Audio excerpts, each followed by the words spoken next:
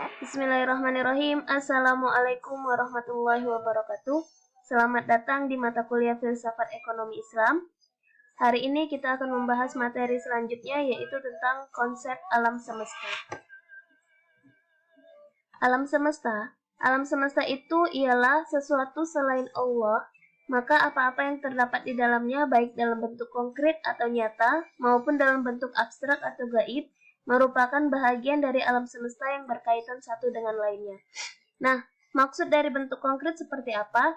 Seperti misalnya langit, bumi, tumbuh-tumbuhan, hewan, galaksi, dan tata surya. Nah, itu termasuk alam semesta dalam bentuk konkret. Kemudian dalam bentuk abstrak, gaib, itu seperti apa? Ya, seperti alam gaib, surga, neraka, itu termasuk alam semesta juga.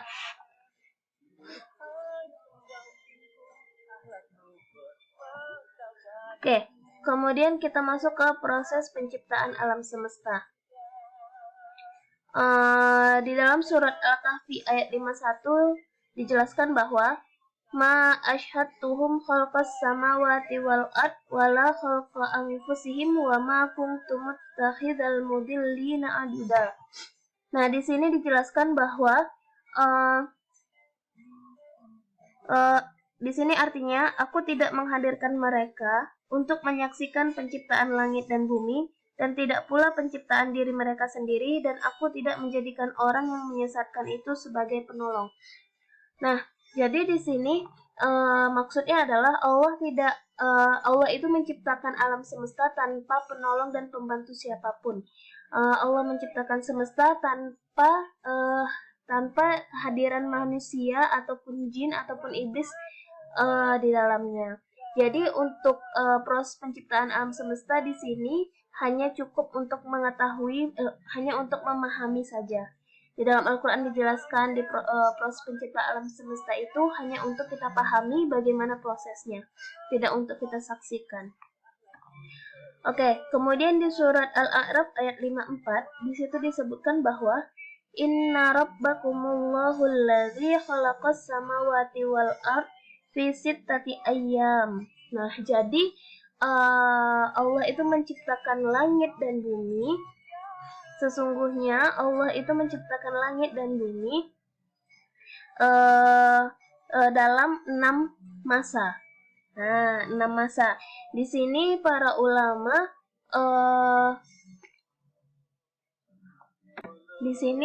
ulama membedakan arti masa. Ada yang mengatakan masa itu 1 hari, ada yang mengatakan masa itu sama dengan 1000 tahun. Jadi itu tergantung dengan pemaknaannya masing-masing. Ya, yang pasti di sini di dalam surat ini Allah menjelaskan bahwa Allah menciptakan langit dan bumi itu dalam 6 masa. Oke, 6 masa itu apa-apa aja? Nah, itu dijelaskan di surat Al-Fussilat ayat 9-12. Nah, surat Al-Fussilat, bismillahirrahmanirrahim. Qul a'innakum latakfuruna billadzi khalaqal arda fi yawmaini wa taj'aluna lahu andada. Dzalika rabbul alamin.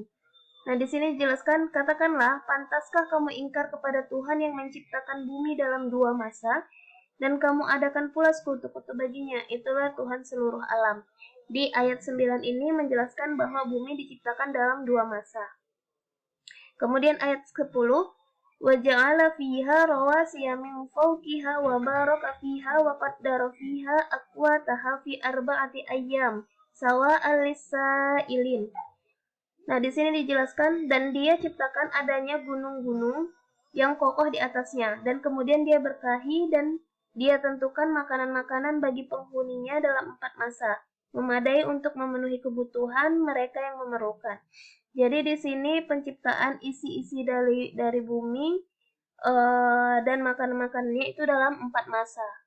Oke, itu di ayat ke-10 tadi dijelaskan bahwa bumi dan isinya diciptakan dalam 4 masa ya. Kemudian dia menuju ke langit, ayat ke-11 itu Tsummastawa ilas sama'i wa hiya dukhanun faqala laha walil ardi tiya taw'an aw karhan qalata ataina ta'i'in. Kemudian dia menuju ke langit dan itu masih berupa asap. Lalu dia berfirman kepadanya dan kepada bumi, datanglah kamu berdua menurut perintahku dengan patuh atau terpaksa. Keduanya menjawab, kami datang dengan patuh.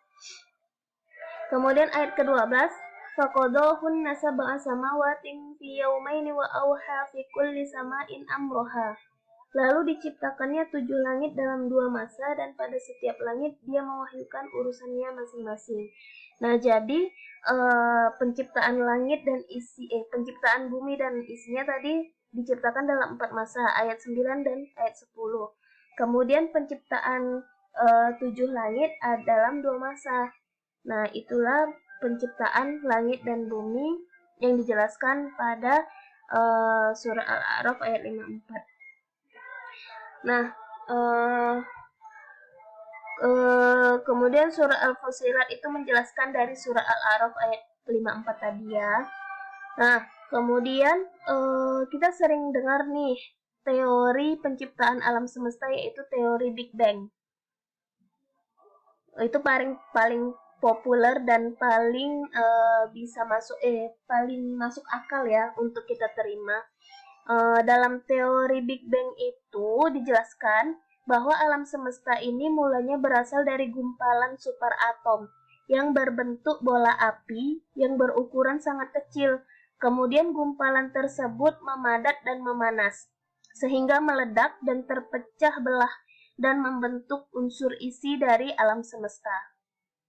Ledakan tersebut melepaskan sejumlah besar energi di alam semesta yang kemudian membentuk seluruh materi alam semesta dan kemudian berkembang hingga menjadi bentuk yang sekarang ini. Pertumbuhannya akan terus berkembang hingga sampai pada titik yang tidak diketahui. Nah, kemudian atom hidrogen terbentuk bersamaan saat energi dari ledakan tersebut meluas keluar. Atom hidrogen tersebut terus bertambah banyak dan berkumpul membentuk debu dan awan hidrogen. Kemudian, awan hidrogen itu bertambah padat dan memanas hingga temperatur jutaan derajat Celcius. Kemudian, awan hidrogen ini menjadi bahan pembentuk bintang-bintang di alam semesta. Setelah terbentuk banyak bintang, bintang tersebut berkelompok dan menyatu menjadi galaksi. Dari galaksi lahirlah miliaran tata surya. Salah satunya adalah yang kita tinggali sekarang ini. Nah, itu menurut teori Big Bang. Nah, teori Big Bang itu sebenarnya sangat cocok dengan surat Al-Anbiya ayat 30.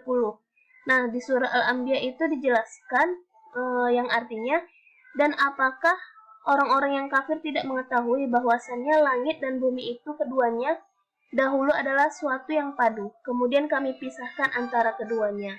Nah, seperti yang dijelaskan di teori Big Bang tadi, ada ledakan yang memisahkan antara langit dan bumi. Nah, di surat Al-Anbiya juga sudah dijelaskan sebenarnya seperti teori Big Bang yang tadi. Kemudian teori Big Bang itu juga sudah sangat mirip dengan surat An-Nazi'at ayat 27 sampai 33. Kita buka surat An-Nazi'at ayat 27 sampai 33. Nah, di surat An-Nazi'at ayat 27 sampai 33 ini Allah itu memberitahu bahwa apakah penciptaan kamu yang lebih hebat ataukah langit yang telah dibangunnya. Jadi apakah penciptaan manusia yang lebih hebat ataukah penciptaan alam semesta yang telah dibangunnya. Nah, jadi itu di ayat 27. Kemudian ayat 28. Di ayat 28, dia telah meninggikan bangunannya lalu menyempurnakannya. Dan tadi Allah telah menciptakan bumi dan menciptakan bangunan-bangunan di dalamnya dan menyempurnakannya. Kemudian dia menjadikan malamnya gelap gulita dan menjadikan siangnya terang benderang. Ini tadi penciptaan tata surya ya, menciptakan malam dan siang. Kemudian dan setelah itu bumi dia hamparkan. Kemudian dia hamparkannya bumi. Darinya dia pancarkan mata air dan ditumbuhkannya tumbuh-tumbuhan. Nah, tumbuh-tumbuhan diciptakan setelah adanya bumi, setelah bumi dihamparkan. Dan gunung-gunung dia pancangkan dengan teguh. Nah, kemudian dia menciptakan gunung-gunung. Setelah itu yang terakhir, semua itu untuk kesenanganmu dan untuk hewan-hewan ternakmu. Jadi setelah menciptakan tumbuh-tumbuhan, dia menciptakan hewan ternak untuk fasilitas manusia juga di muka bumi ini. Nah, seperti itu proses penciptaan alam semesta yang sebenarnya sudah dijelaskan di dalam Al-Quran. Hanya saja teori-teori yang muncul sekarang ini mereka menjelaskan teori tersebut menurut ilmu pengetahuan mereka sendiri. Padahal di dalam Al-Quran itu sudah dijelaskan bagaimana proses penciptaan alam semesta. Oke, kemudian tujuan penciptaan alam semesta. Yang pertama itu sebagai sarana untuk menghantarkan manusia pada pengetahuan dalam pembuktian tentang keberadaan dan kemahakuasaan Allah Subhanahu wa taala. Jadi agar manusia itu paham kalau ada Allah yang menciptakan alam semesta ini. Kemudian yang kedua, sebagai fasilitas untuk manusia dalam mengemban tugas sebagai khalifah di muka bumi ini. Jadi alam semesta ini untuk fasilitas manusia ya, dalam mengelola bumi, tidak merusak bumi. Oke, seperti itu. Terima kasih atas perhatiannya, semoga bermanfaat. Assalamualaikum warahmatullahi wabarakatuh.